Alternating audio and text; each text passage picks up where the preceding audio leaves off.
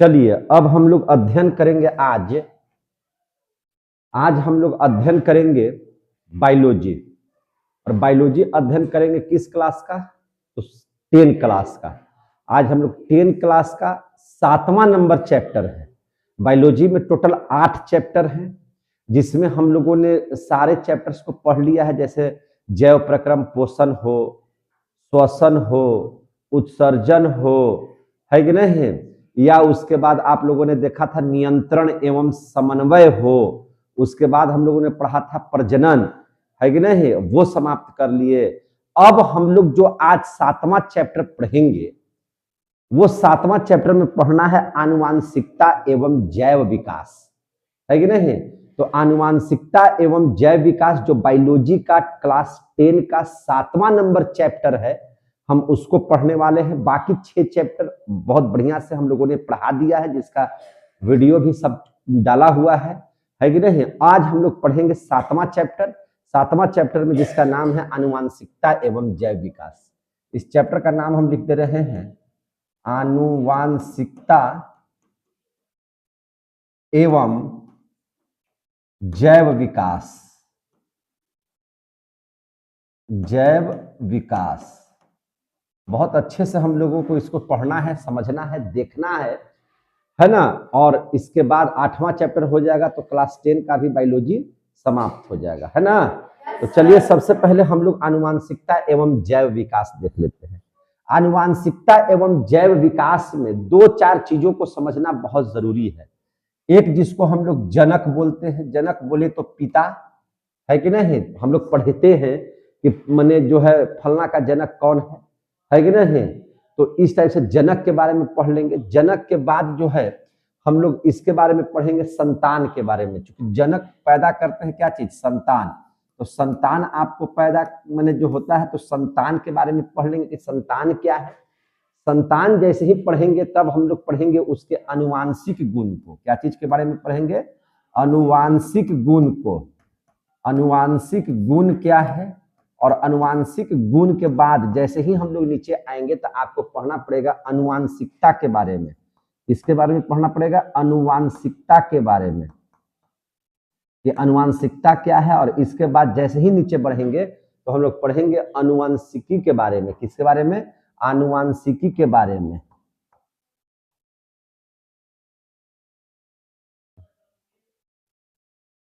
सिकी के बारे में।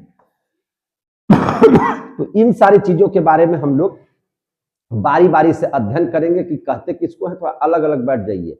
आप लोग यहाँ पर मौजूद हैं? yes, जैसा सुन रहे थे आप लोग 10 क्लास के ये सब बच्चे हैं जिनकी आवाज आज सुन पा रहे थे। और बायोलॉजी चैप्टर में आज सबसे पहले हम लोग पढ़ लेते हैं जनक के बारे में। चलिए जनक में हम लोग क्या देखेंगे, आखिर जनक किसको कहते हैं। तो जनक बहुत सिंपल हम आपको परिभाषा देंगे। ऐसा नहीं है कि बहुत टफ परिभाषा है जिसको रात भर रटना पड़ेगा, ऐसा कुछ नहीं है। सब कुछ सिंपल होगा, सिर्फ समझने का देर है। समझ लीजिएगा तो सब कुछ आसान हो जाएगा। तो आइए, है ना, बायोलॉजी के क्लास में हम लोग जुड़ते हैं बिट्टू सर से। और आपको अगर ये वीडियो अच्छा लगे या पढ़ाई मेरी अच्छा लगता हो तो आप लोग जितना जल्दी हो सके संस्था से जुड़िए, है ना, और इसका लाभ लीजिए, ताकि भविष्य जो है बनाना हम लोगों का कर्तव्य है। और इस स्थिति में जो है सबसे बढ़िया पढ़ाई के लिए, हमने पहले ही बार बार कहा है, एक मेरा हमेशा ये बात रहता है कि सबसे अच्छी पढ़ाई के लिए आप हमसे जुड़ सकते हैं, है कि नहीं। तो चलिए हम लोग देखते हैं जनक के बारे में। तो जनक किसको कहेंगे? तो सब कुछ जानते हैं, या आप लोग भी इस बात को समझ सकते हैं कि जनक माने जो हम लोगों को जन्म देने वाला है ना, और हम उनके संतान बन जाते हैं। जनक के से जब हम लोग जन्म लेते हैं तो हम लोग क्या बन जाते हैं? संतान। तो संतान जो होता है, तो हम इस चीज को ऐसे भी लिख सकते हैं कि संतान उत्पन्न करने वाले को जनक कहते हैं। तो कोई दिक्कत? तो जनक की परिभाषा हो गई क्या चीज? संतान उत्पन्न करने वाले, है ना। क्या लिख देंगे? संतान उत्पन्न करने वाले को, उत्पन्न करने वाले को क्या कहा जाता है? जनक कहते हैं। संतान उत्पन्न करने वाले को जनक कहते हैं। देखिए तो कितना सिंपली परिभाषा हम आपको दे दिए। संतान की जो उत्पत्ति करता है उसी को हम लोग क्या कहते हैं? जनक। और संतान किसको कहेंगे? तो उत्पन्न होने वाले को संतान कहेंगे, है कि नहीं। उत्पन्न होने वाले को क्या कहेंगे? संतान। उत्पन्न होने वाले को, उत्पन्न होने वाले को हम लोग क्या बोलेंगे? संतान, संतान कहते हैं। ठीक है, हम लोग उत्पन्न होते हैं तो उसको क्या बोलेंगे? संतान बोलेंगे, है कि नहीं? अब देख लीजिए, अब कहता है आनुवांशिक गुण। अरे भैया, तो हम जिससे जन्म लेंगे उसी का गुण ना हमारे शरीर में आएगा? हम जिससे जन्म लेते हैं उसी का गुण, कुछ गुण, संपूर्ण गुण नहीं, कुछ गुण जब हमारे बॉडी में आता है तो उसी को हम लोग क्या बोलते हैं? उसी को बोलते हैं आनुवांशिक गुण। क्या बोलते हैं? आनुवांशिक गुण। अगर हम लोग बात करें तो हम इस बात को बता सकते हैं कि जनक के कुछ गुण संतान में पहुंचना आनुवांशिक गुण कहलाता है। समझ में आ गई बात? क्या हम लोग बोले कि जनक से कुछ गुण, क्या लिखेंगे कि जनक से जो कुछ गुण होता है ना, जनक से जो कुछ गुण होता है संतान में पहुंचना, है कि नहीं? संतान में पहुंचना, अगर वह गुण संतान में पहुंच गया तो संतान में पहुंचना क्या कहलाता है? आनुवांशिक गुण कहलाता है। आनुवांशिक गुण कहलाता है, आनुवांशिक गुण कहलाता है। समझ में आया बात? आनुवांशिक गुण कहलाता है। अगर जैसे देखिए, हम लोगों का जनक से ही ना कुछ गुण होता है, तभी ना आपका चेहरा वगैरह हल्का फुल्का आपके, है ना, पिता से या माता से मिलता जुलता है, या हम लोगों को चलने का स्टाइल जो है से कुछ माता पिता से मिलता जुलता है, या उनका लंबा होना या उनका नाटा होना पर भी हम लोग निर्भर करते हैं। बहुत सारे ऐसे चीज होते हैं जिसको आप लोग, है ना, पिता से प्राप्त करते हैं, यानी कि जो जनक हैं आपके उनसे प्राप्त करते हैं उसी गुण को। पूरा गुण नहीं, चूंकि देखिए अगर पूरा का पूरा गुण आएगा तो हम लोगों के शरीर में विभिन्नता कहां से आएगी? और हम लोग चूंकि जैसे जैसे हम लोगों का संतान बढ़ेगा, उस नए संतान में नए नए गुण का, है ना, विकास होते जाएगा। समझे कि नहीं? विभिन्नता उसमें आती जाएगी, सेम टू सेम सारा चीज नहीं होगा। क्योंकि आप देखिएगा, हम लोगों के जो पिता थे और उनसे हम लोगों का जो गुण है वह कुछ ना कुछ भिन्न है ना। हम लोगों का जो बेटा बेटी होगा उसमें जो है अभी की तुलना में कुछ भिन्नता आएंगी, कुछ विभिन्नता क्या होंगी? आएंगी। फिर उनसे जो जन्म लेंगे बच्चे, उनमें भी कुछ न कुछ विभिन्नता आएगी, और यह विभिन्नता हमेशा इसी तरह से क्या होते रहेगा? बढ़ते रहेगा, सेम टू सेम नहीं होगा। इसीलिए हमने लिखा कि जनक से कुछ गुण, है कि नहीं, संतान में पहुंचना आनुवांशिक गुण कहलाता है। और जन्म भी हम लोग क्यों देते हैं? ताकि उनमें जो है से कुछ न कुछ विभिन्नता उत्पन्न हो और कुछ न कुछ नया सुधार हो, है कि नहीं। जैसे हम लोगों का जो कहते हैं कि पूर्वज लोग बंदर हुआ करते थे, आदि मानव टाइप का हम लोग देखते थे, वनमानुष टाइप का हुआ करते थे, तो धीरे धीरे धीरे धीरे, है ना, संतान उत्पत्ति के दौरान एक पीढ़ी, दो पीढ़ी, तीन पीढ़ी, चार पीढ़ी, पांच पीढ़ी, छह पीढ़ी के बाद जब हम लोग देखते हैं तो काफी सुधार हुए हैं, काफी विभिन्नता आई है। तो ये विभिन्नता जो है, जो आई है, वह कैसे आई है? तो नए जनरेशन से आई है। तो निश्चित है कि हम लोगों के भी बाद जो जनरेशन आएगा उसमें हम लोगों से भी कुछ ज्यादा विभिन्नता आएंगी, उन लोगों में आएंगे, तो निश्चित तौर से वो आएंगे। तो इस बात को हम लोग को समझ लेंगे, यानी कि बार बार हम विभिन्नता का नाम ले रहे हैं, तो जरा सा हम लोग विभिन्नता के बारे में यहाँ पे देख लेते हैं। तो ये तो पढ़ लिए कि आनुवांशिक गुण क्या है, कि जनक से कुछ गुण संतान में पहुंचना आनुवांशिक गुण कहलाता है। और इसी में हम लोग जरा सा विभिन्नता को टच कर लेते हैं। विभिन्नता को टच कर लेते हैं तो जरा सा समझ लीजिए कि अगर आपसे कोई पूछे कि विभिन्नता क्या है, तो देखिए ध्यान से, विभिन्नता किसे कहेंगे? तो नया गुण को विभिन्नता कहते हैं, है ना। नया गुण को क्या कहते हैं? विभिन्नता कहते हैं। तो नया गुण को विभिन्नता अगर आप कहिएगा तो निश्चित है कि जब नया जन्म होगा किसी का तो उसमें कुछ ना कुछ हम लोगों से नया नया गुण उसमें प्रवेश करेगा, उसी को हम लोग क्या बोलेंगे? विभिन्नता बोलेंगे। चाहे वह सोच में हो, चाहे वह चेहरे में हो, चाहे वह अन्य अंगों में हो विभिन्नता, लेकिन वो विभिन्नता होगी। इसलिए हम लोग लिखेंगे कि नया गुण को क्या कहते हैं? विभिन्नता कहते हैं। नया गुण को क्या कहते हैं? विभिन्नता कहते हैं, विभिन्नता कहते हैं। नया गुण को क्या कहते हैं? विभिन्नता कहते हैं। और विभिन्नता की अगर हम लोग चर्चा करें तो विभिन्नता दो तरह का होता है। कितना तरह का होता है? दो तरह का। इस विभिन्नता को अगर हम लोग देखें तो इसका दो टाइप होते हैं। देखिए ध्यान से इधर, इस विभिन्नता के कितने टाइप होते हैं? 2 टाइप। हम यही पढ़ी, हम आपको लिखते हैं विभिन्नता। तो विभिन्नता के 2 टाइप कौन कौन से होते हैं? तो पहला टाइप होता है जीन प्रारूप और एक होता है लक्षण प्रारूप। यानी कि हम लोगों का जनक जब संतान की उत्पत्ति करते हैं तो कुछ जो है से जीन है कि नहीं हम लोगों के शरीर में माने संतान में प्रवेश करता है, जो माता पिता से प्राप्त होता है, तो उसको हम लोग बोलेंगे जीन प्रारूप। क्या बोलेंगे उसको? जीन प्रारूप। जीन प्रारूप को ही बोलते हैं जीनोटाइप। क्या बोलते हैं? जीनोटाइप। जीन से जो कुछ है ना, माता पिता से जो चीज प्राप्त होते हैं उसको बोलते हैं जीनोटाइप। और है ना, जो अपने से प्राप्त होते हैं उसको बोलते हैं लक्षण प्राप्त, है ना। क्या बोलते हैं? लक्षण प्रारूप। क्या बोलते हैं? लक्षण प्रारूप। लक्षण प्रारूप बोले तो फेनोटाइप। अब जैसे देखिए, लक्षण प्रारूप का मतलब यहां समझ लीजिए, जैसे मान के चलिए कि पहलवान का बेटा पहलवान होगा, जरूरी नहीं है ना। अब मान के चलिए कि जो एक लोहार है, तो लोहार जो है से दिन भर लोहा पीटता है, जिसके कारण से उसका जो हाथ है आम आदमी की तुलना में ज्यादा मजबूत हो जाता है कि नहीं। अगर वह उसके संतान में, अगर आप सोचिएगा कि यह जो है से लक्षण संतान में प्रवेश कर जाए तो यह संभव नहीं है। यह कौन सा प्रारूप है? लक्षण प्रारूप है। यह कौन सा प्रारूप है? लक्षण। अब बिट्टू सर का बेटा बेटी बिट्टू सर जैसा ही है ना तेज बन जाए, विद्वान बन जाए, ये जरूरी नहीं है, क्योंकि यह लक्षण प्रारूप है। यह कैसा प्रारूप है? लक्षण प्रारूप है। हाँ, अगर वह लंबा हो रहा है बच्चा मेरा, तो वह मेरा जो है से जीन प्रारूप है। वह कैसा प्रारूप है? जीन प्रारूप। क्योंकि यह हमारा लंबा का गुण होना, यह जीन प्रारूप है। यह माता पिता से उसको मिल रहा है, लेकिन वह हमारे जैसा तेज हो यह कोई जरूरी नहीं है। या हो सकता है कि हमसे भी ज्यादा तेज होगा, क्योंकि यह लक्षण प्रारूप है। लक्षण प्रारूप बोले तो उसको बोलते हैं फेनोटाइप। क्या बोलते हैं? फेनोटाइप।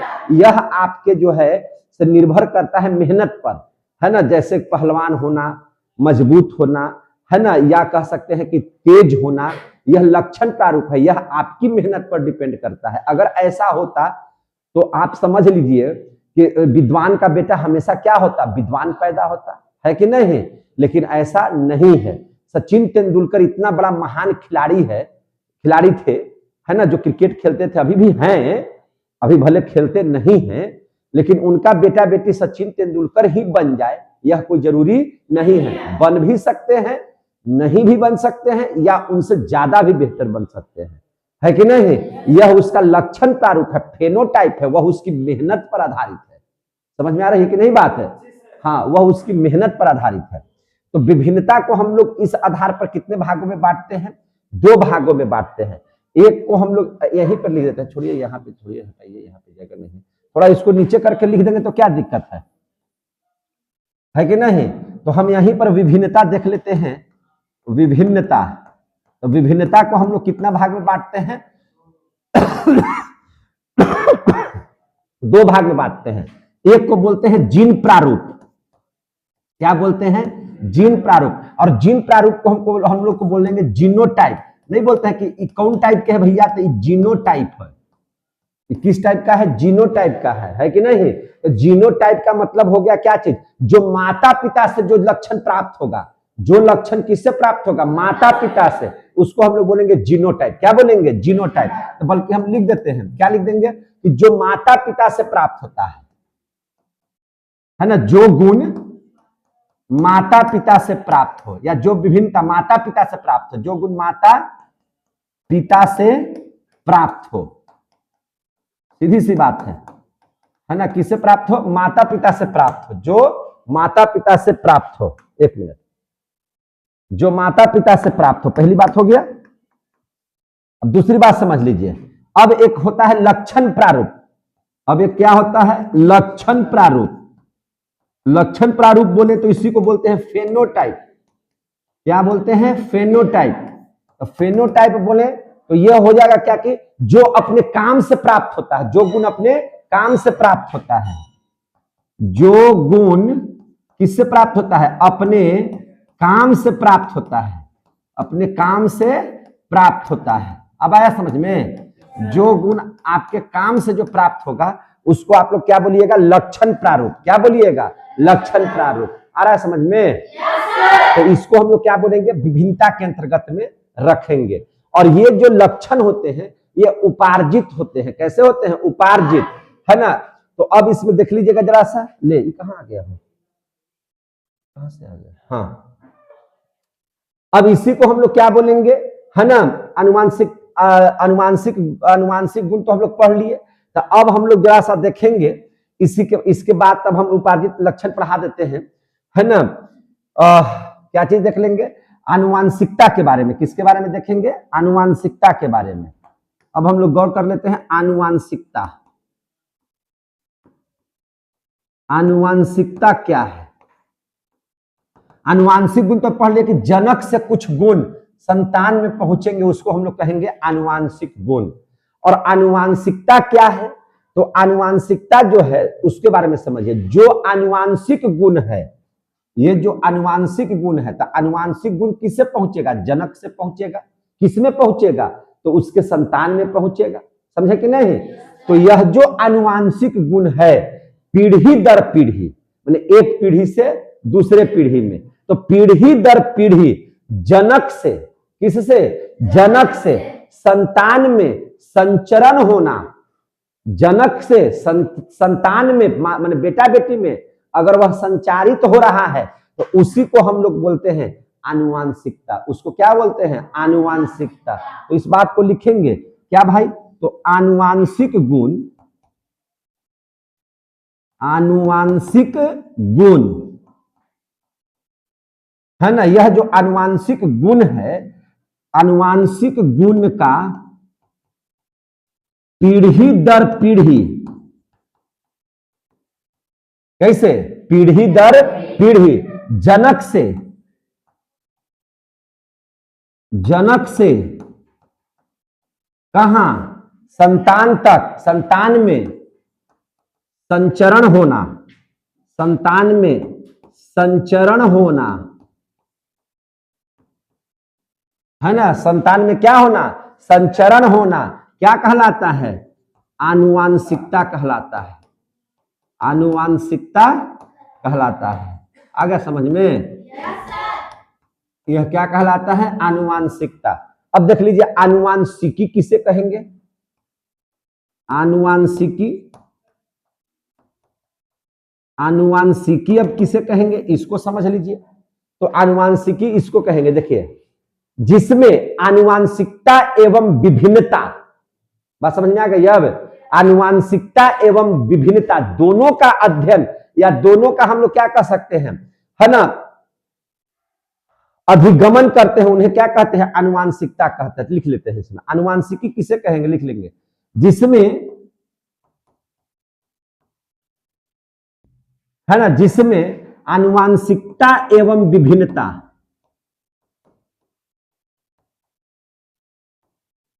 है ना, जिसमें आनुवांशिकता और ये क्या चीज, विभिन्नता एवं विभिन्नता, इन दोनों का हम अध्ययन करते हैं। आनुवांशिकता एवं विभिन्नता दोनों का अध्ययन करते हैं।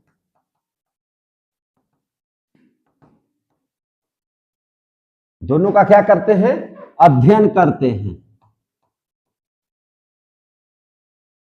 दोनों का अध्ययन करते हैं, तो उन्हें क्या कहते हैं, तो उन्हें आनुवांशिकी कहते हैं।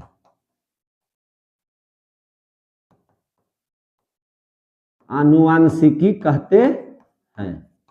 आ गया समझ में? क्या कहते हैं इसको, आनुवांशिकी कहते हैं। क्लियर हो गया? तो अभी आप लोगों ने क्या क्या चीज सीखा, जनक, संतान, आनुवांशिक गुण, विभिन्नता, विभिन्नता के प्रकार, आनुवांशिकता, आनुवांशिकी, इतना आप लोगों ने समझ लिया। अब देख लीजिए, एक है कायिक लक्षण। क्या है, कायिक लक्षण। देखिए कायिक लक्षण को जरा सा समझ लेते हैं। कायिक लक्षण,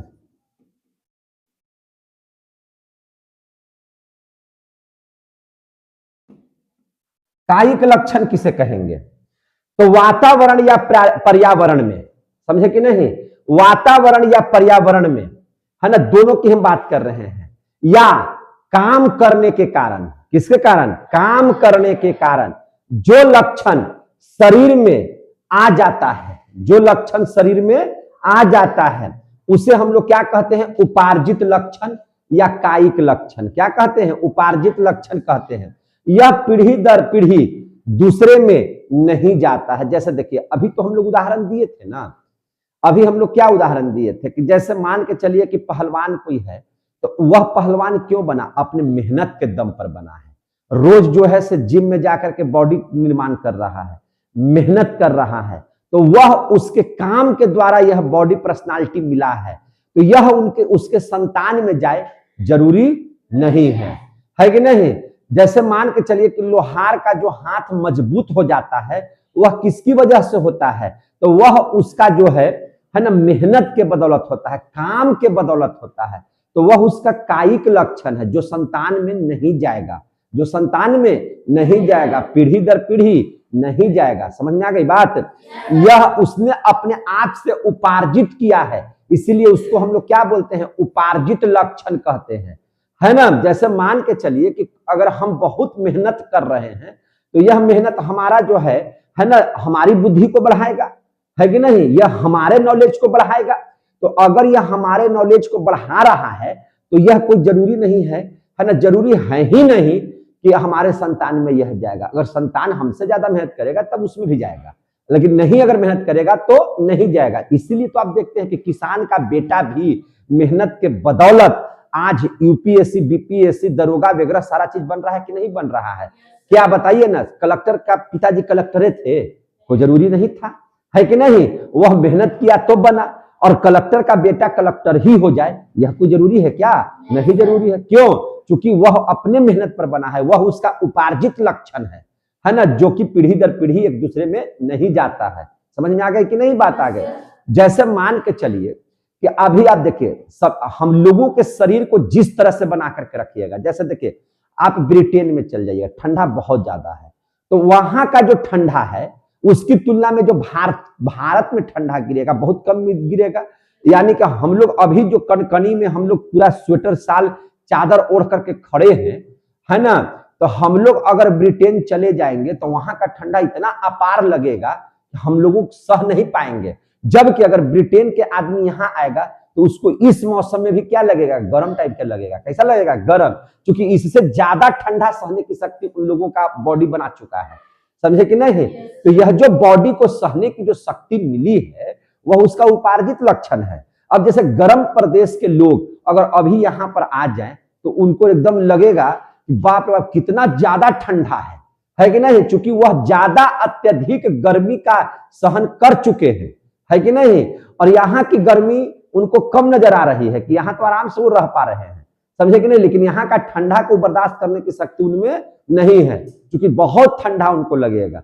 तो ये जो लक्षण आया ये उनके उपार्जित लक्षण है, ये उनका जो शरीर में ऐसा हो गया, यह कैसे हो गया, तो उनके काम के आधार पर हुआ। तो उसी को हम लोग बोलते हैं उपार्जित लक्षण या कायिक लक्षण। तो इसमें लिखेंगे कि वातावरण बोल सकिए या पर्यावरण बोलिए, वातावरण बोलो या पर्यावरण बोलो, पर्यावरण दोनों हम एक ही बात को इसलिए लिख दिए हैं कि पर्यावरण के आधार पर, जैसे अभी बताए ना कि अगर ब्रिटेन का आदमी या जो ठंडा कंट्री का आदमी अगर भारत में अभी आएगा तो वो हाफ टी शर्ट और हाफ पैंट में चलेगा, क्योंकि उसको यहाँ का ठंडा पते नहीं चलेगा, क्योंकि यहाँ से ज्यादा ठंडा में वो रह करके आ रहा है। समझे कि नहीं। यहाँ लगेगा कि मैंने ठंडा है ही नहीं, ये वाला ठंडा लोगों का नॉर्मल ठंडा लगेगा, समझे कि नहीं लगेगा।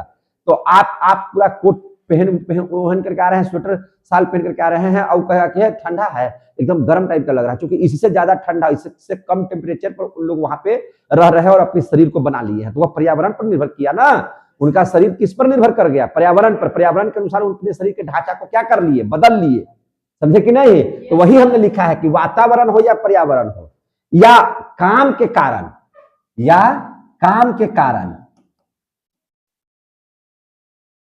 या काम के कारण, समझ में आई। जो लक्षण शरीर में, जो लक्षण शरीर में, जो लक्षण शरीर में क्या हुआ या शरीर में आ जाता है, जो लक्षण शरीर में आ जाता है। समझ में आ रही है बात? जो लक्षण शरीर में आ जाता है उपार्जित लक्षण कहते हैं। उपार्जित लक्षण या कायिक लक्षण कहते हैं।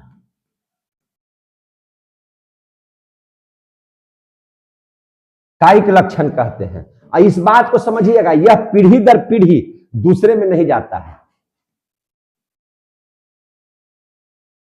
यह पीढ़ी दर पीढ़ी माने एक से दूसरे में नहीं जाता है। यह बात को एकदम याद रखिए, दूसरे में नहीं जाता है। दूसरे में नहीं जाता है। यहां तक समझ में आ गया? ये सब जो सारे चीज पढ़ रहे हैं, अनुवांशिकता, अनुवांशिकी गुण, है ना, ये सब जितने भी सारे चीजों को पढ़ लिए हैं, आप जो पढ़ाई कर रहे हैं इसके बारे में, कोई ना कोई इसके बारे में तो बताया होगा, कोई ना कोई तो इसको कहा होगा। तो उसका नाम क्या है? Gregor John Mendel. Gregor John Mendel. इसीलिए अनुवांशिकी विज्ञान को, अनुवांशिकता का पिता कहा जाता है किसको? मेंडल को। किसको? मेंडल को, है कि नहीं? इसलिए इस बात को भी लिख देते हैं। क्वेश्चन आता है, अनुवांशिकता का पिता या अनुवांशिकता का जनक, पिता बोलिए या जनक, है कि नहीं? अनुवांशिकता का पिता या जनक, अनुवांशिकता का पिता का जनक माने इन सारे चीजों के बारे में किसने बतलाया? तो एक वैज्ञानिक थे जिनका नाम था क्या चीज? Gregor John Mendel. Gregor John Mendel, इन्होंने ही हम लोगों को इन सारे चीजों के बारे में बताया, खास करके अनुवांशिकता के बारे में बताया, है ना। इसीलिए इनको क्या कहा जाता है? जो किसी चीज के बारे में बताता है उसको जनक कहते हैं, है कि नहीं? उसको क्या बोलते हैं? जनक बोलते हैं। तो इनका जनक कौन हो गया? Gregor John Mendel. क्या ये इतनी आसानी से इस चीज को बता पाए थे? आखिर इतना सारा चीज की जानकारी इनको कैसे मिली? तो उन्होंने तो कुछ ना कुछ जरूर प्रयोग किया होगा। उन्होंने किया क्या था? इसको समझने के लिए, अनुवांशिकता के बारे में, अनुवांशिकी गुण के बारे में या अनुवांशिकी के बारे में समझने के लिए इन्होंने काफी प्रयोग किए थे। और यह प्रयोग इन्होंने किस पर किया था? मटर के पौधों पर। किस पर किया था? मटर के पौधों पर। आखिर यह मटर के पौधों का ही चयन क्यों किए? अगर यह आदमी का चयन करते तो आप सोचिए ना कि इनको प्रयोग करना था, तो एक आदमी का लाइफ कम से कम 70 से 80 वर्ष है कि नहीं? तो अगर उसका अगर अनुवांशिकी को समझना था तो इनको कम से कम 2-4 हजार साल जिंदा रहना पड़ता। तो 2-4 हजार साल किसी व्यक्ति का आयु है, तो इन्होंने एक ऐसे पौधे का चयन किया, है ना, जिसकी आयु कम है ना, और उस पर अगर हम प्रयोग करके देखें तो उनका जो है जनरेशन बार बार नया नया सामने आ रहा था। तो इसके लिए उन्होंने क्या किया? मटर के पौधों का चयन किया, क्योंकि मटर के पौधे 6 महीने में तैयार हो जाते हैं और 6 महीने में नए बीज का उत्पत्ति कर लेते हैं। फिर अगर 6 महीने के बाद उनको लगाइएगा तो फिर 6 महीने में वो अगली पीढ़ी को तैयार कर देंगे। समझे कि नहीं? तो इनके लिए आसान हो गया इस बात को समझने के लिए। और दूसरी बात क्या थी कि ये जो चाह रहे थे वो क्वालिटी भी मिल रही थी। जैसे मटर का जो है कुछ बौना मटर को ले रहे थे, कुछ लंबा मटर के पौधों को ले रहे थे, तो उसमें भी टाइप उनको मिल जा रहा था, जिसकी वजह से जो है उन्होंने किसका चयन किया? मटर के पौधों का चयन किया। तो अनुवांशिकी के जो पिता जो ग्रेगर जॉन मेंडल थे, उन्होंने जो प्रयोग किया, तो इन्होंने अपना प्रयोग किस पर किया? मटर के पौधों पर किया। ये बात को लिखना पड़ेगा। इन्होंने अपना प्रयोग किस पर किया? मटर के पौधों पर किया। मटर के पौधे पर किया, ये भी बात बता देते हैं। और मटर का ही पौधे का चयन क्यों किया? तो मटर के पौधे का जीवन काल, मटर के पौधे का जीवन काल,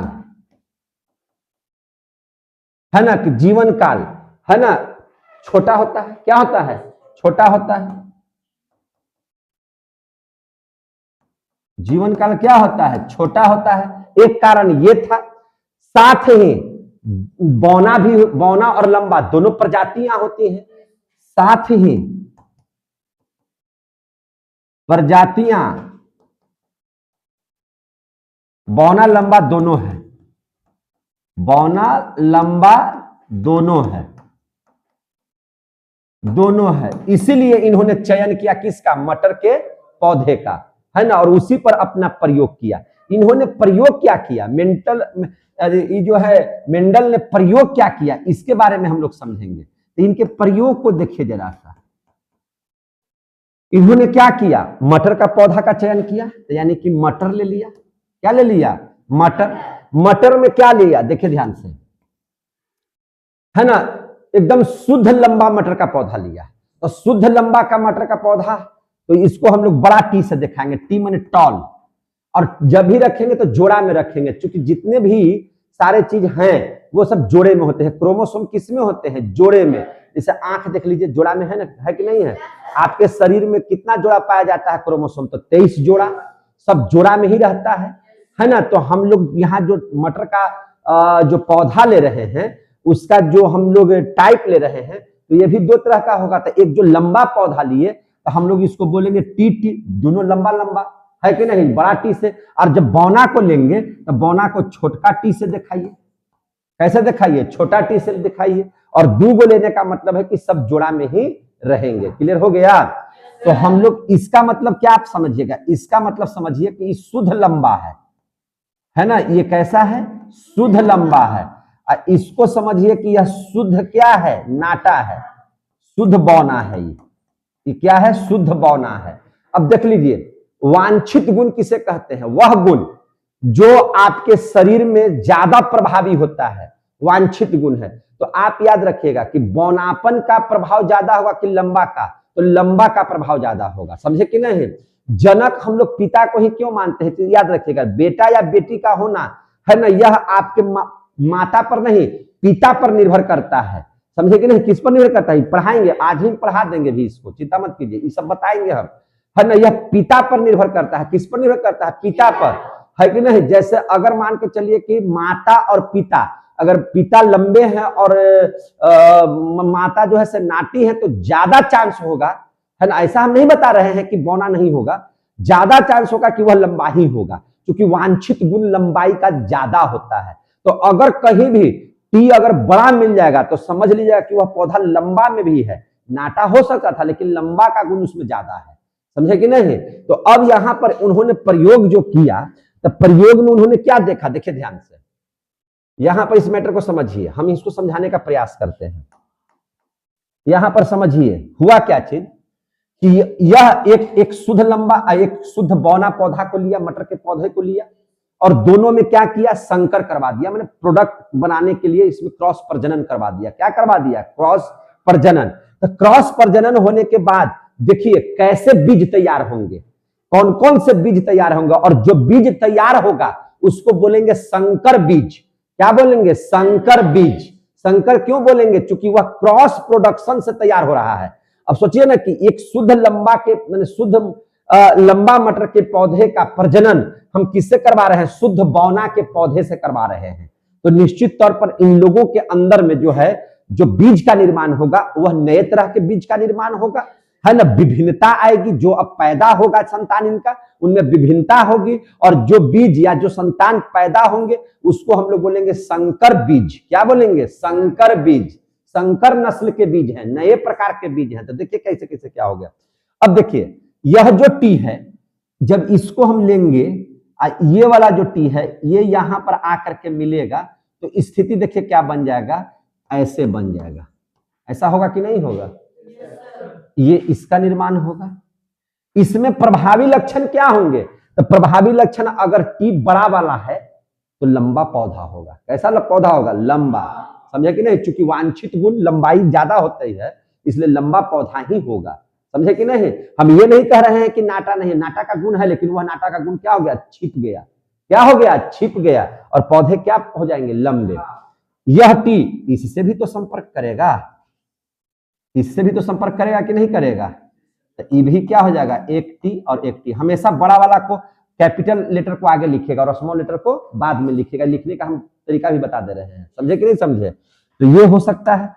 और देख लीजिए अब क्या होगा, तो ये टी का बैठा हुआ रहेगा नहीं, ये टी होगा, ये भी बाहर आएगा और इस टी के साथ संपर्क में करेगा। देख रहे हैं कि नहीं? तो यहाँ पे भी क्या हो जाएगा, टी और टी निकला, है कि नहीं? ऐसे बीज का निर्माण होगा। फिर ये टी आगे आएगा और इसके साथ मिलेगा, तब भी क्या बन जाएगा, टी और टी। आप क्या देखें कि जब एक शुद्ध लंबा का पौधा और शुद्ध बौना का पौधा लिए तो उनके जो बीज होंगे वह बीज सबके सब लंबे पौधे के हो जाएंगे। सबके सब कैसे पौधे के हो जाएंगे, लंबे पौधे। सब में चूंकि टी टी टी बड़ा वाला है, यानी कि सब में लंबाई ही पौधा है ना, वांछित गुण हावी हो जाएगा, है ना, लंबाई वाला गुण ज्यादा हावी हो जाएगा, क्योंकि बड़ा है कि नहीं? इसका प्रभाव ज्यादा होगा, इसका प्रभाव क्या हो जाएगा, ज्यादा, है ना। वह नाटा वाला पौधा के दबाव माने उसका जो प्रभाव को कम कर देगा और अपना प्रभाव को विकसित कर देगा, यानी कि सारे के सारे पौधे कैसे हो जाएंगे, लंबे हो जाएंगे। कैसे हो जाएंगे, लंबे हो जाएंगे। और ये जो बीज बना वह कैसा बीज कहलाएगा, संकर बीज। तो अभी आप देखिए, पहला उन्होंने प्रयोग किया तो इस टाइप का इनको निकला, ये प्रभावी। देखिए ये, इसमें एक चीज और बता देते हैं, इसमें प्रभाव किसका ज्यादा होगा, तो जो ज्यादा पावरफुल होगा वह ज्यादा प्रभावित करेगा। तो इसमें ज्यादा पावरफुल कौन होगा, तो बड़ा वाला प्रभाव होगा, यानी कि लंबाई का प्रभाव ज्यादा होता है, समझे कि नहीं? तो ये जो टाइप का हो जाएगा, ये वाला हो जाएगा, ये प्रभावी हो जाएगा। यह क्या हो जाएगा, प्रभावी। और ई वाला क्या हो जाएगा, अप्रभावी। इसका प्रभाव नहीं पड़ेगा, इसका प्रभाव नहीं पड़ेगा। मतलब मैंने क्या हुआ, कहने का मतलब कि इनसे जो एक शुद्ध लंबा और शुद्ध बौना का जब संकर कराइएगा तो सबके सब बीज लंबे हो जाएंगे। कैसे हो जाएंगे, सबके सब पौधे कैसे हो जाएंगे, लंबे हो जाएंगे। अब समझ में आ गया? क्योंकि यह जो है छोटा वाला टी क्या हो जाएगा, अप्रभाव हो जाएगा, इसका प्रभाव नहीं पड़ेगा, है ना। प्रभाव किसका पड़ेगा, बड़ा वाला टी का पड़ेगा। समझ में आ गया? इस आधार पर सबसे पहले जब इसका किए तो इस तरह के बीज तैयार हुआ। अब इन्होंने अपना पहला प्रयोग किया, ये तो ऐसे ही है ना, खेला हो गया, ये है कि नहीं? अब इनका पहला प्रभाव है जिसको हम लोग कहते हैं मेंडल का प्रथम नियम, है ना, प्रथम प्रयोग है ना, मेंडल का प्रथम प्रयोग। तो अब देख लीजिए मेंडल का प्रथम प्रयोग। तो ध्यान से समझिएगा, मेंडल का प्रथम प्रयोग। अब यहां लिख देते हैं मेंडल का प्रथम प्रयोग। मेंडल का प्रथम प्रयोग कहिए या नियम कहिए, है कि नहीं? प्रथम प्रयोग ही लिख देते हैं। अब देखिए क्या किया था।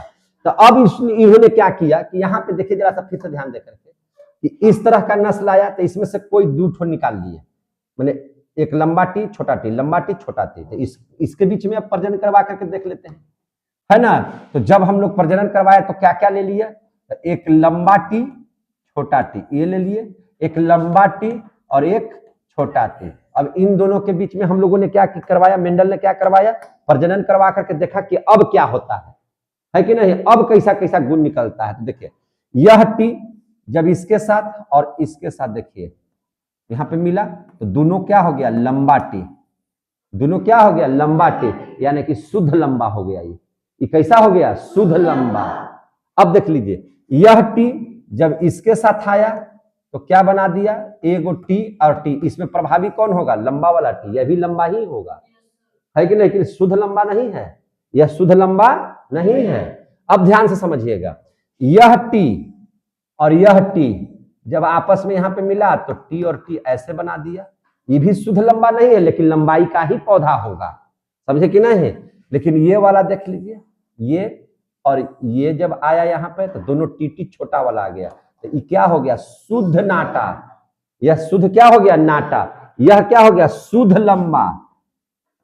यह क्या हो गया, शुद्ध लंबा। विभिन्नता आ रही है कि नहीं आ रही है, देख रहे हैं कि नहीं देख रहे हैं? तो ये शुद्ध लंबा हो गया। ये क्या हो गया, शुद्ध बौना। यह क्या हो गया, शुद्ध बौना। ई वाला जो हो गया से क्या हो गया, तो ये लंबा लंबा लंबा हो गया।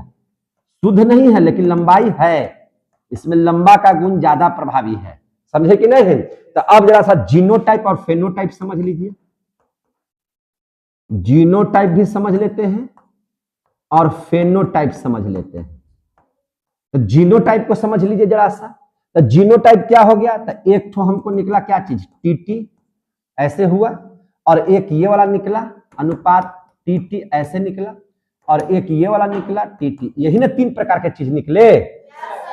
तो ई शुद्ध लंबा वाला का अनुपात क्या हो गया था? शुद्ध लंबा देख रहे थे, एगो निकला था, 1 अनुपात लंबा वाला ई वाला कै गो हो गया? तो 2 गो हो गया, तो इसका अनुपात 2। इस शुद्ध बौना वाला कै गो निकला? 1। तो आपसे पूछा जाएगा कि मेंडल के प्रथम प्रयोग में जीनोटाइप, तो 1 अनुपात 2 अनुपात 1, 1 अनुपात 2 अनुपात 1। आ गया समझ में? अब फेनोटाइप देखेंगे। फेनोटाइप बोले तो लक्षण प्रारूप। लक्षण प्रारूप का मतलब हो गया कि लक्षण तो दुए गो ना, या तो बौना या तो नाटा। अरे बौना या तो लंबा, तो लंबा क्या गो हुआ? तो 1 लंबा, 2 लंबा, 3 लंबा, है कि नहीं? तो 3 अनुपात और एकदम बौना हो गया 1, तो 3 अनुपात 1। तो फेनोटाइप में क्या लिखेंगे? लंबा अनुपात बौना। तो लंबा इसमें क्या गो आपको नजर आ रहा है? तो लंबा इसमें 1 2 3, तो 3 अनुपात बौना क्या गो नजर आ रहा है? 1। तो फेनोटाइप हो गया 3 अनुपात 1 और जीनोटाइप हो गया 1 अनुपात 2 अनुपात 1। आ गया समझ में? तो यह था इसको, है ना, मेंडल का प्रथम नियम। अब देख लीजिए, इसके प्रथम नियम से हमने क्या देखा? इसे ही पृथक्करण का नियम कहते हैं। इस प्रयोग को ही क्या हम लोग बोलते हैं? मेंडल का पृथक्करण का नियम। मेंडल का पृथक्करण का नियम कहते हैं। आया समझ में? इसमें समझ में आ गया फेनोटाइप और ये जीनोटाइप क्या है से। अब जरा सा हम लोग देख लेते हैं इसका दूसरा प्रयोग। अब हम लोग क्या देख लेते हैं? इसका दूसरा प्रयोग। ये वाला समझ में आया कि नहीं आया समझ में? तो अब हम लोग इसका दूसरा प्रयोग देख लेते हैं। किसका? मेंडल का। अब देख लेते हैं मेंडल का दूसरा प्रयोग। मेंडल का दूसरा प्रयोग। तो मेंडल का दूसरा प्रयोग समझिए। इसने क्या लिया? एक बीज लिया मटर का, जिसका जो था किस तरह का? पीला था और गोलाकार था। कैसा था? पीला था, गोलाकार। समझिए इस बात को, पीला और गोलाकार था। ऐसा बीज लिया किसका? मटर का। पीला गोलाकार मटर का बीज लिया उन्होंने। जब वो दूसरा प्रयोग कर रहे थे मेंडल ने, समझे कि नहीं? और एक ले लिया हरा मटर, और वह गोलाकार नहीं था, झुर्रीदार था, है ना? कैसा था? झुर्रीदार था, है ना? मटर का बीज लिया, मटर का बीज लिया, ठीक है ना? अब देख लीजिए, पीला है तो पीला को हम लोग वाई से सूचित करते हैं। किससे? वाई से। गोलाकार है तो इसको राउंड बोलते हैं, बड़का यार ले लेते हैं। इसका मतलब समझिएगा पीला और गोलाकार, ठीक है? अब यहां है हरा, तो हरा को हम लोग छोटका वाई ले लेते हैं। यहां बड़का वाई लिए तो यहां क्या ले लेते हैं? छोटका वाई, समझे कि ना है? और झुर्रीदार है तो इसको छोटका आर बोल देते हैं। क्या बोल देते हैं? छोटका आर। समझ में आ गया बात? जहां हम छोटका वाई लिखेंगे मतलब समझ लीजिएगा हरा, और छोटका आर लिखेंगे मतलब समझ लीजिएगा झुर्रीदार। जहां हम लोग बड़का वाई लिखे इसका मतलब समझ लीजिएगा पीला, और जहां हम बड़का आर लिखेंगे इसका मतलब समझ लीजिएगा गोलाकार। ये समझ लीजिएगा, यहां ऊपर में हम लिख भी दिए हैं, समझे कि नहीं है? जब इन दोनों में क्रॉस प्रोडक्शन होगा तो क्या बन जाएगा? वाई आर, ठीक है? ऐसे बन जाएगा।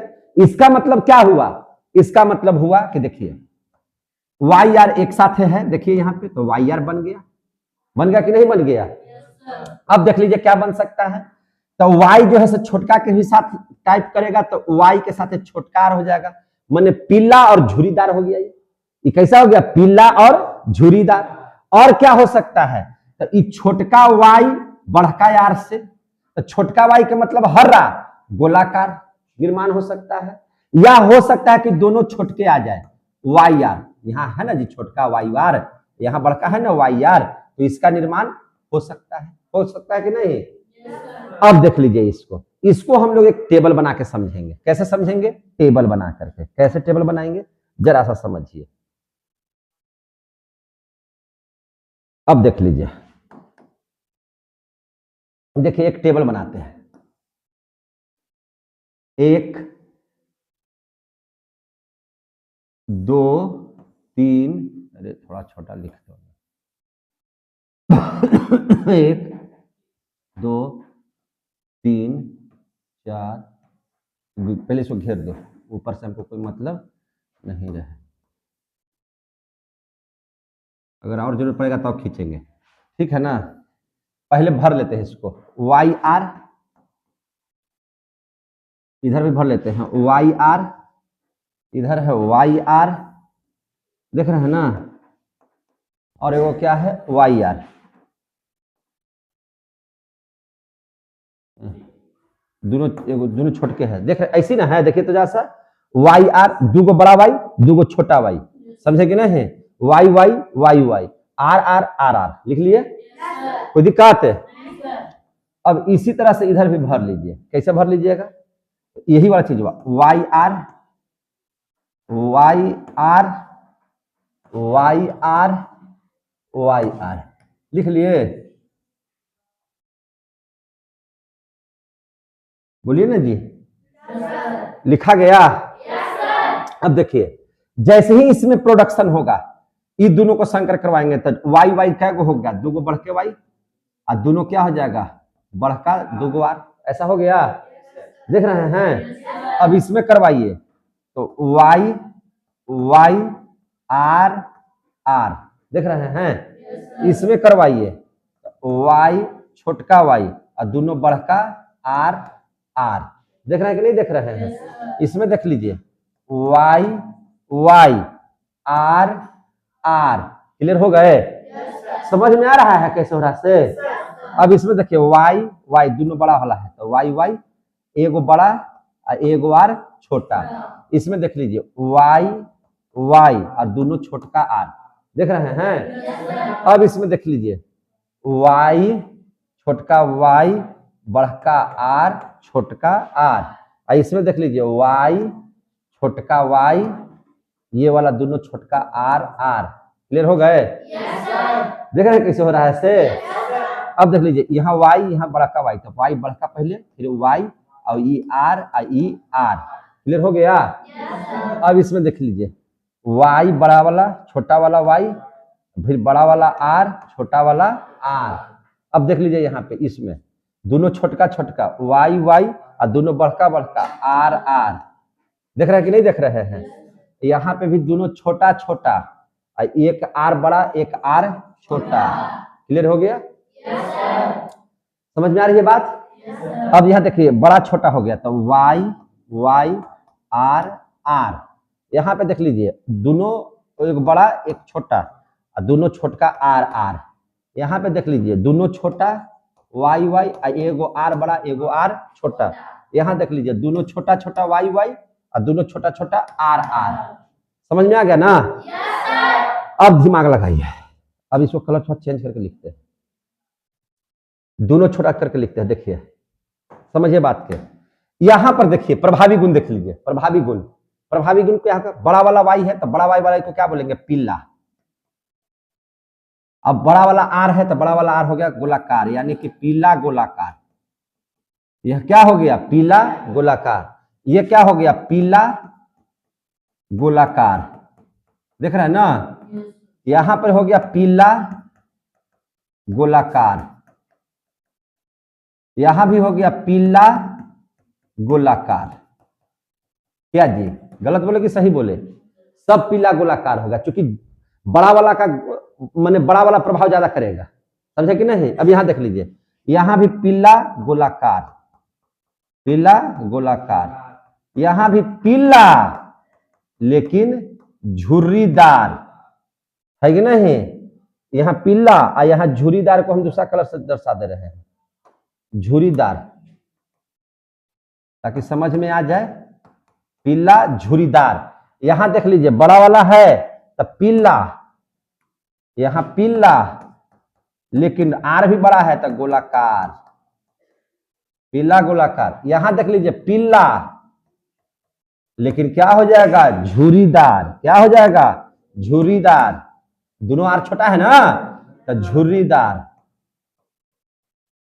देखिए ध्यान से। यहां पे देख लीजिए यहां क्या लिखे पीला गोलाकार, पीला गोलाकार, यहां भी पीला गोलाकार, लेकिन यहां देख लीजिए हरा, यहां क्या हो जाएगा हरा, वाई से क्या हो गया हरा, दोनों वाई छोटा है ना, ई है आर है, देख लीजिए यहाँ पे क्या है, हरा, और आर से हो गया गोलाकार, हरा गोलाकार, यहां भी देख लीजिए हरा गोलाकार, हरा गोलाकार, यहां देख लीजिए आ गया पीला, क्या आ गया, पीला, पीला गोलाकार, पीला गोलाकार, यहां भी हो गया पीला, लेकिन हो जाएगा झुर्रीदार,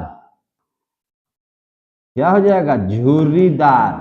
समझ में आ रहा है बात? yes, यहां देख लीजिए क्या हो गया से हरा, लेकिन हो गया बगल में क्या चीज, गोलाकार,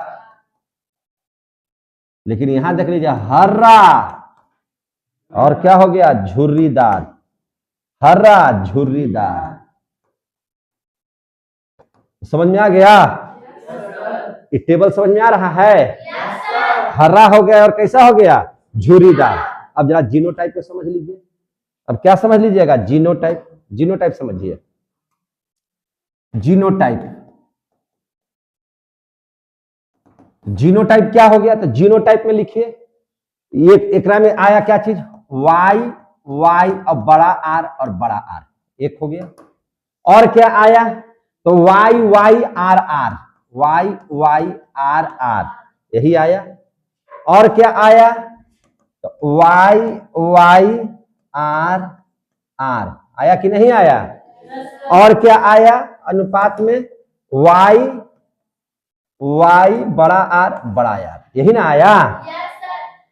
तो वाई वार पूरा टेबल में देखिएगा तो एक होगा, कितना होगा, एक, अनुपात, समझे कि नहीं? ये वाला की संख्या जब देखिएगा तो पूरा में आपको दो आएगा, कितना आएगा, दो। और वाई वाई आर आर देखिएगा तो इसका भी अनुपात कितना आ जाएगा, दो, कितना आ जाएगा, दो। और ई वाला देखिएगा तो इसका अनुपात आएगा कितना, चार। तो इसका जीनोटाइप याद रखिएगा, सब मिला लीजिए, समझे कि नहीं? इसको आप मिला लीजिए कि हम सही बोल रहे हैं कि गलती बोल रहे हैं, है कि नहीं? तो ये आ जाएगा। अब देख लीजिए फेनोटाइप,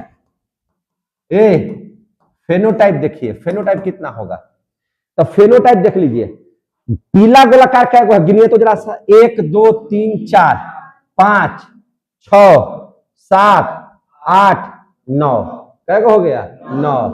तो पीला गोलाकार हो गया 9, कैगो हो गया, 9। कोई दिक्कत? अब देख लीजिए पीला झुरीदार, देख लीजिए कैगो है पीला झुरीदार, 1 2 3, कैगो है, 3। तो 9 अनुपात 3, यहां तक हो गया एक टाइप। और दूसरा देख लीजिए हरा गोलाकार, हरा गोलाकार देखिए कैगो है, 1 2 3, कैगो है, 3। 4 को कहां से तोड़ा नजर आया रे? और देख लीजिए हरा झुर्रीदार कैगो है, 1। तो इसका अनुपात हो गया 1, समझे? 9 3 12, 12 3 15, 16, 1 2 3 4 5 6 7 8 9 10 11 12 13 14 15 16 हो गया, है ना? इतने प्रकार के जो है संकर नस्ल आपको प्राप्त हो गए। समझ में आ गया बात? एग्जाम में फेनोटाइप जीनोटाइप आएगा तो लिखने के लिए लिख दीजिएगा। आपको फेनोटाइप कैगो, लक्षण प्रारूप कैगो आया, तो लक्षण प्रारूप आएगा कि एक तो बीज बनेगा पीला गोलाकार, एक बनेगा आपको हरा गोलाकार, पीला गोलाकार हरा गोलाकार, एक बनेगा आपका पीला झुरीदार और एक बनेगा आपको हरा झुरीदार। 4 टाइप के बनेगा, चारों टाइप में आपको दिखाई दे रहा है। चारों टाइप के अनुपात को लिखे, कै गो पीला गोलाकार तो 9 गो, कै गो हरा गोलाकार तो 3 गो, कै गो पीला झुरीदार तो 3 गो, और कै गो हरा झुरीदार तो 1 गो। और इस प्रकार से इसको समझा लिए तो ये हो गया जीनोटाइप और फेनोटाइप। समझ में आ गया बात? है ना? अब इस नियम को क्या कहा जाता है? इस नियम को कहा जाता है मेंडल का स्वतंत्र विन्यास नियम, है ना? लिख देंगे इस नियम को मेंडल का क्या कहते हैं? स्वतंत्र विन्यास का नियम। क्या चीज? स्वतंत्र विन्यास का नियम कहते हैं।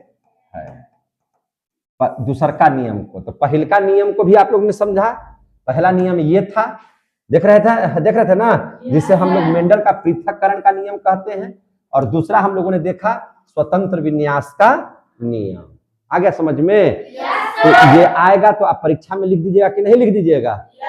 तो लिख दीजिएगा। अब जरा सा पढ़ लेते हैं मनुष्य में लिंग निर्धारण। क्या पढ़ लेते हैं? मनुष्य में लिंग निर्धारण।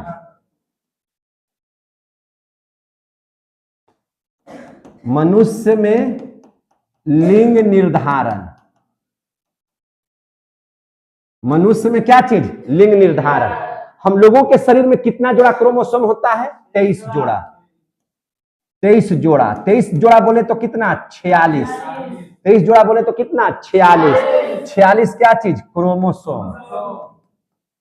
क्रोमोसोम हमारे शरीर में पाए जाते हैं। पाए जाते हैं कि नहीं? इसको हम दो भाग में बांट देते हैं। तो देखिए 22 जोड़ा जो है, 22 जोड़ा लेडीज जेंट्स सब में एक होता है। 22 जोड़ा सब एक में। अगर ये जोड़ा में नहीं रहेगा तो आपका आंख दुगो है, नाक दुगो है, कान है, सब तो क्रोमोसोम से ही ना बनते हैं। हाथ दुगो, पैर दुगो, है ना, स्तन दो, फेफड़ा यहां से देखिए दो, है ना, यहां से सारा चीज देखिएगा दो, माने सब चीज दो है कि नहीं? तो आपको क्या है? सब जोड़ा में रहता है। तो 22 जोड़ा, समझे कि नहीं? लेडीज जेंट्स सबका एक है, क्योंकि लेडीज में भी दो आंख, जेंट्स में भी दो आंख, लेडीज में भी दुगो नाक का छेद, जेंट्स में भी दुगो, दो ठो कान, जबड़ा दो, सब कुछ दो भाग में बटा हुआ है। जो 22 जोड़ा सब में सेम होता है, समझे कि नहीं? तो 22 जोड़ा लेडीज जेंट्स सब में सेम होता है, 22 जोड़ा। इस 22 जोड़ा को हम लोग बोलते हैं ऑटोसोम। क्या बोलते हैं? ऑटोसोम। क्या बोलते हैं? ऑटोसोम। लेकिन यही जो एक जोड़ा बचा, क्या बचा? एक जोड़ा ही जो है, जिसको हम लोग कहते हैं लिंग क्रोमोसोम। क्या बोलते हैं? लिंग क्रोमोसोम। लिंग क्रोमोसोम यही एक जोड़ा तय करता है कि कौन लड़का है और कौन लड़की है। आ गया समझ में? इसी को हम लोग बोलते हैं लिंग क्रोमोसोम। क्या बोलते हैं? लिंग क्रोमोसोम। तो एक जोड़ा में पुरुष में अलग होगा ये, और महिला में क्या होगा? अलग होगा। पुरुष बोले तो पुरुष में जो है, जो लड़का होता है उसमें क्रोमोसोम X और Y, तो X Y रहेगा अलग अलग, तो लड़का। और महिला बोले तो दोनों में X यानी कि लड़की। यानी कि जब X Y रहेगा तो लड़का और XX रहेगा तो लड़की। यहां तक हो गया? इसमें जो क्रोमोसोम होता है, इसमें ऐसे होता है कि नहीं? ये आगे की ओर बढ़ते जाएगा। यह आगे की ओर क्या होता है? बढ़ते जाएगा, जिसको बीज कहते हैं। आगे की ओर बढ़ता है। ये पोछी है, ये शीर्ष भाग है कि नहीं? और महिलाओं में क्या पाया जाता है? अंडाणु, जो कैसा होता है? गोलाकार। अंडाणु कैसा होता है? गोलाकार, है कि नहीं? पुरुष बोले तो ये पिता हो गया और ये माता हो गया। पिता और माता से ही संतान की उत्पत्ति होती है। पिता और माता से ही संतान की उत्पत्ति होती है। तो एक तरफ हम लोग संतान के रूप में हम लोग क्या ले लेते हैं? पुरुष बोले तो पिता, और एक तरफ क्या ले लेते हैं? माता, है ना? या पहले ले लेते हैं पुरुष हो गया, स्त्री बोले तो क्या चीज? माता। इसको हम लोग ले लेते हैं, समझिए बात को। पुरुष बोले तो XY और महिला बोले तो XX, समझे कि नहीं? अब जैसे दोनों में हम लोग देख सकते हैं कि कब लड़का कब लड़की उत्पन्न होगा। ध्यान समझिएगा। अब यहां पे समझिए, अगर यह X पुरुष का X क्रोमोसोम और स्त्री का तो X है, ये है, आपस में आया तो दोनों बड़ा वाला X हो गया। तो दोनों बड़ा वाला X हो गया तो क्या चीज का जन्म होगा? लड़की का। क्लियर हो गया? अब देख लीजिए जरा सा। अब हम EX यहां ले लिए और EX अब इस X से करेगा तो क्या हो जाएगा? XX। तो अभी क्या हो जाएगा? लड़की का जन्म। क्या हो जाएगा? लड़की का जन्म। अब ध्यान से समझिएगा, अगर मान के चलिए कि ये Y है, बैठा नहीं ना रहेगा, अब इस X के साथ संपर्क किया तो अब देख लीजिए XY बोले तो अलग अलग हो गया, यानी कि लड़का का जन्म होगा। किसका जन्म होगा? लड़का का। अब ध्यान से समझ लीजिए इस चीज को। अब इस चीज को समझिए ध्यान से। अगर ये Y और ये X एक साथ आएगा तभी हो जाएगा XY, यानी कि लड़का का जन्म। तो लड़का या लड़की का होना, संतान में लड़का या लड़की का होना, है कि नहीं, लड़का या लड़की होगा, इसका कितना परसेंट चांस है, तब 50%। 2 स्थिति में लड़की और 2 स्थिति में लड़का। तो जब भी आपको लड़का या लड़की होगा तो यह चांस रहेगा, है ना, कि 50-50% कुछ भी हो सकते हैं, लड़का भी हो सकता है और लड़की भी हो सकता है। तो इस बात को अगर हम लोग लिख दें, क्या लिख दें, कि संतान में लड़का या लड़की होने का कितना प्रतिशत चांस है, तब 50-50%। तो संतान में लड़का या लड़की का होना कितना चांस है, तो 50-50% चांस है ना। ये नहीं कह सकता है कि लड़का ही होगा, कोई भी व्यक्ति ये नहीं कह सकता है कि लड़की ही होगा। दोनों का कितना चांस है, 50-50% है। और दूसरी बात, लड़का या लड़की का होना कभी भी माता पर निर्भर है नहीं, क्योंकि माता में एक ही प्रकार के क्रोमोसोम पाया जाता है, X और X, यानी कि लड़का या लड़की का होना निर्भर करता है पिता के क्रोमोसोम पर, लड़का के क्रोमोसोम पर, समझे कि नहीं। तो इस बात को भी लिख देते हैं कि लड़का या लड़की का होना पिता के क्रोमोसोम पर, इस पर पिता के क्रोमोसोम पर, है कि नहीं, पिता के क्रोमोसोम पर निर्भर है। किस पर निर्भर है, पिता के क्रोमोसोम पर निर्भर है। समझ में आ गई बात। इसमें कहीं से भी लड़का या लड़की का होना निर्भर नहीं करता है माता पर, समझे कि नहीं। तो याद रखिएगा इस बात को। आज की पढ़ाई से आप लोगों ने क्या सीखा, आज की पढ़ाई से आप लोगों ने सीखा कि लड़का या लड़की का होना यह निर्भर करता है सिर्फ और सिर्फ पिता पर, न कि माता पर। लेकिन आज भी देहातों में अगर किसी को 1 या 2 या 3 लड़कियां हो जाती हैं तो उनकी सास जो है ना, किसको गाली देती है, किसको मारपीट करती है, तो अपनी पुतोह को, लड़की खाली जन्म दे रही है। तो आप जान लीजिए, पुतोह जितना भी पुतोह लोग हैं, अगर बिट्टू सर का वीडियो देख रहे हैं, लड़की लोग जितना भी बिट्टू सर का वीडियो देख रहे हैं, या सास जो बिट्टू सर का वीडियो देख रहे हैं, कान खोल करके सुन लीजिए। अगर आपके घर में सिर्फ लड़की का जन्म हो रहा है तो यह आपके बेटे के क्रोमोसोम पर निर्भर है, उसमें माता और माने महिला का कोई रोल नहीं है। महिला में क्रोमोसोम सिर्फ X और X पाए जाते हैं, जबकि है ना पुरुषों में X और Y पाए जाते हैं, है ना। और यह गुण लड़का पर निर्भर करता है कि आपको लड़का हो रहा है या लड़की हो रहा है। इसलिए आज से आप लोग सुन लीजिए कि किसी भी है ना महिला को तंग कीजिएगा तो आप जेल जाइएगा, है कि नहीं, क्योंकि आपके बेटे की कमी आप अपने पुतोहू पर लागू मत कीजिए। तो आज का टॉपिक इतना ही तक रखते हैं, बाकी हम लोग इसका बचा हुआ पार्ट कल पढ़ लेंगे। तब तक के लिए जय हिंद, जय भारत। अच्छा लगा? तो ठीक है।